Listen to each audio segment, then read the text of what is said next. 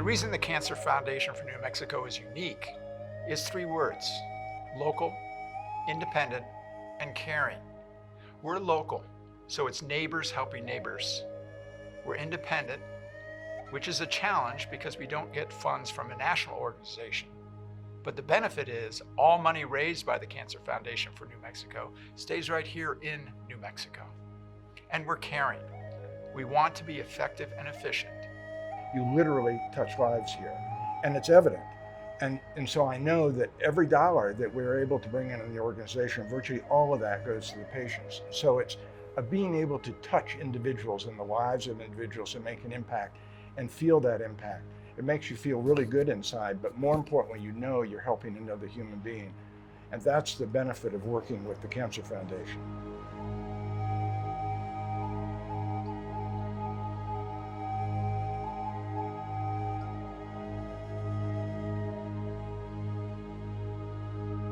The Cancer Foundation has been my savior.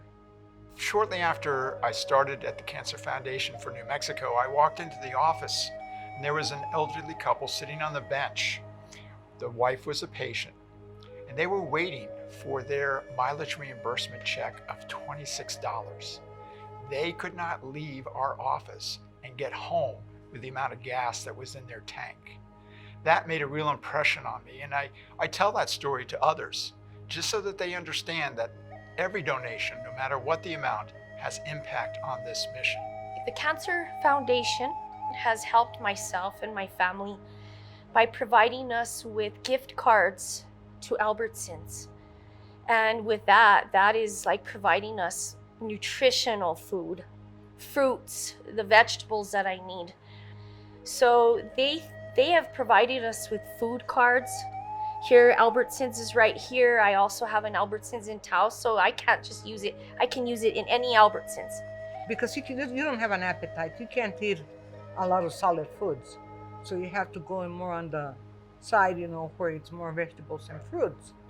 And then gas card. And so with that has been so helpful because traveling back and forth, 54 miles going and coming is very, very, financially detrimental to our pockets, and so it's been helping us big time. Going there 5 days a week, and they gave me the suites to stay in, and they gave me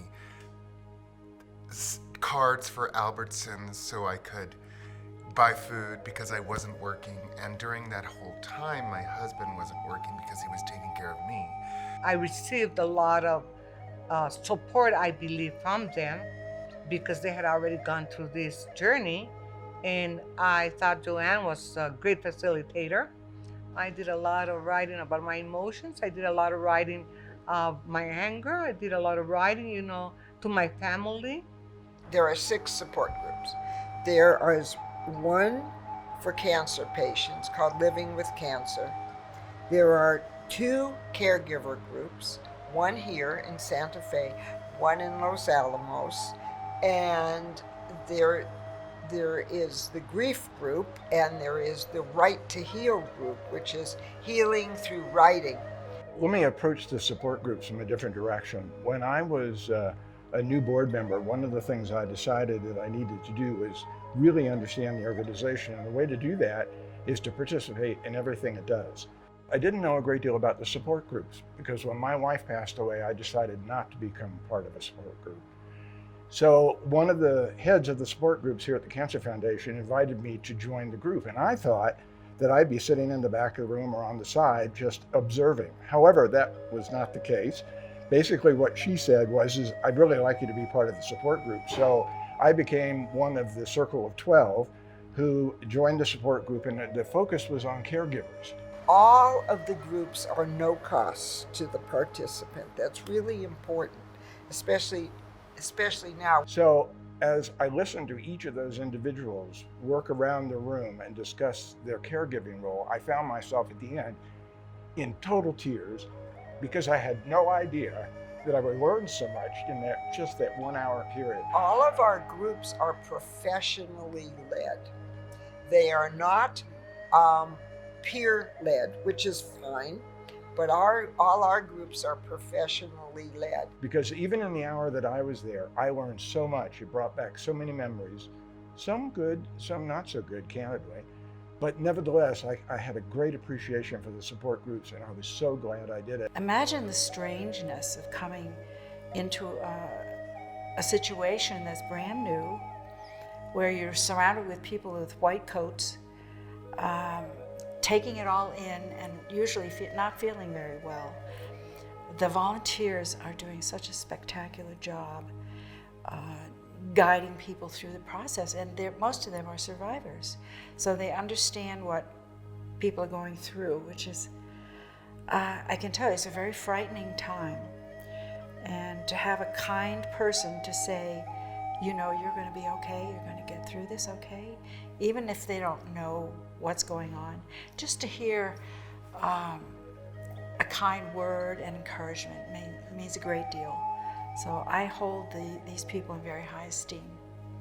It was really incredible to see how much they can do to make you feel so much better in every sense of the way. From even walking into the door of that center, you're just like, you're taken care of 150%. It's incredible.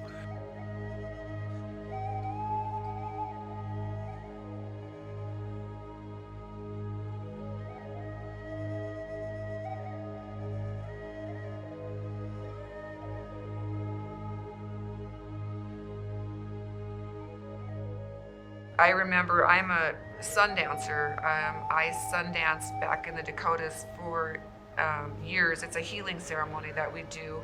It's all done in Lakota, where we dance and fast for 4 days. And people come to the sacred tree after we've been fasting and praying for them, the sacred tree. And I remember sitting down one time after a sun dance, and I was talking to Ambrose Little Ghost, who was our Sundance leader.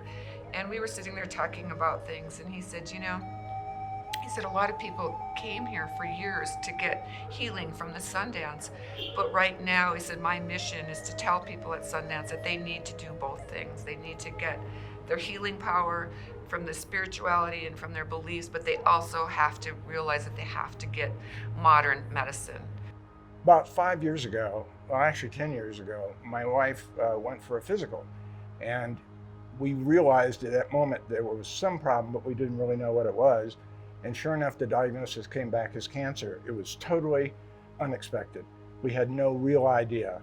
And so cancer has clearly touched my life because she went through 5 years of cancer treatments, finally went into remission, and then in the 5th year, the cancer came back with vengeance, unfortunately, and she died shortly thereafter. So it really changed my life.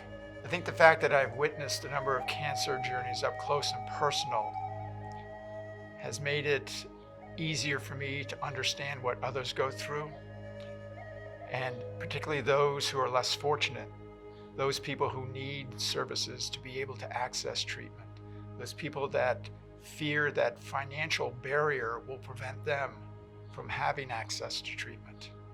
What I believe that I can do through this is really help promote how important it is to ask for help, for gas, for hotels, for, you know, that this is something that's available to you.